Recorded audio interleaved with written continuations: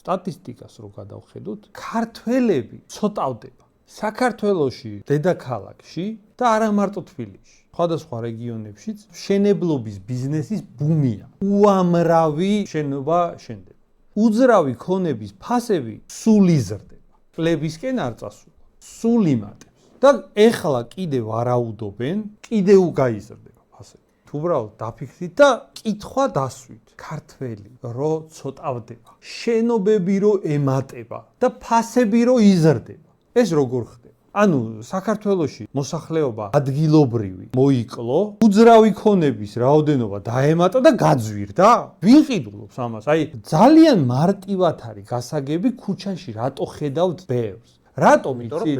ფასები ხო ძვირდება უძრავი ქონების, ყველაფერი. არა მარტო უძრავი ქონების. ვინც ბიზნესშია, სხვილ ბიზნესში ვინც არის, იმათ ეგ აწყობთ. იმათ აწყობთ ეგ ფასების ზრდა. ორიენტირებული არის იმაზე, რომ მეტი მოგება უნდა დავწერო. გავყიდოთ, კაცო, მშენებლობის ბიზნესსაც აწყობს. მოდი ეგ პოლიტიკა გავატაროთ. მოდი შემოუშვათ, მივყიდოთ. ასე წყდება. და ეს ბიზნეს ინტერესები აისახება პოლიტიკაზე, ქვეყნის პოლიტიკაზე.